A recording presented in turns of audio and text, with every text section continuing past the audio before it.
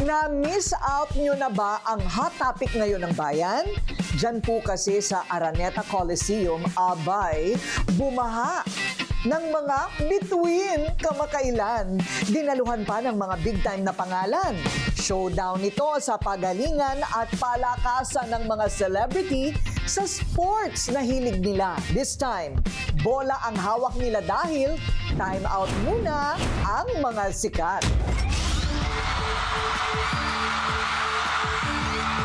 Ang mga tilian, hiyawan, at palakpakan in ngayong tag-ulan. Paano ba naman kasi bumabaha ng mga sikat na celebrity sa Araneta City? Pahinga muna sila sa mga concerts, tapings at guesting dahil ang pinakamalaking tapatan ng mga makinang na bituin at mga rising star ng Kapamilya Network abay nagsama-sama sa isang araw ng kasiyahan at palakasan Star Games. Siyempre, ina-expect ko po is makita ang performance ng aming walo, yung Bini, mamaya. And siyempre, manalo ang team ni Mika, yung aming team captain. Ang busy-busy talaga ni Emilio, pero nakuha niya pa rin isingit tong ganito. At sa alam namin, it's his passion naman din na maglaro. At alam naman namin na ibibigay niya talaga yung best niya. At alam namin mananalo sila. Yung urge ng team ni Kong para makabawi man lang, para tayo na sila sa 1-1 eh. We are expecting na mag-enjoy lang kami since first time po namin dito sa All-Star Game. Pinainit ng mga fans at idolo nila ang maulang hapon sa loob ng Araneta Coliseum. Unang salvo ang kauna-unahang men's volleyball sa kasaysayan ng Star Magic All-Star Games.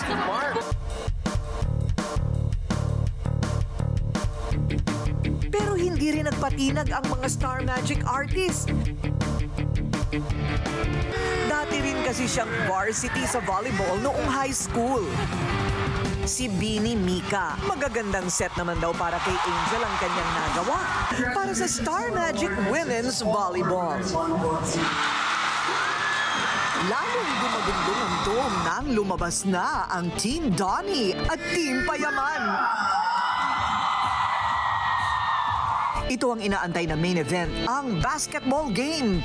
Sa pangalawang paghaharap ng Star Magic Shooting Stars laban sa unbelievable basketball ng Team Payaman, lahat hindi magkamayaw. Sinimula ng hadang ipamalas ang mala circus na pagtatanghal. At naging kapanapanabik ang natitirang 3 segundo. 3 ang lamang ng Shooting Stars. Buong Araneta dumadagundong dahil sa intense na laban. But this is... Isang 3-point play ang ginawa nila Kong para sa shooter nilang si Nelson Mendoza. Pero sumablay ang kanyang tira.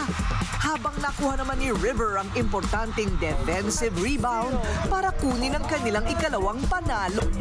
Kasama sa Mythical 5 si Donnie na mayroong 10 points at 9 rebounds. Tinanghal namang MVP sa laro ang PBB 8 alumnus na si Argel Saicon. Ang mga napanalunan ng Smashers, Lady Spikers at Shooting Stars ibibigay nila sa mga napiling charity at mga nasalanta ng bagyong Krising at Habagat.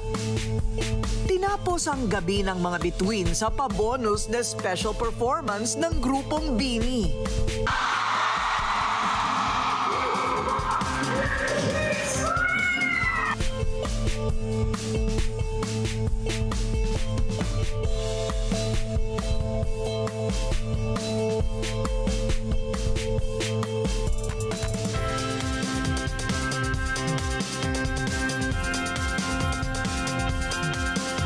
Ang kanilang mga fans kahit time out muna.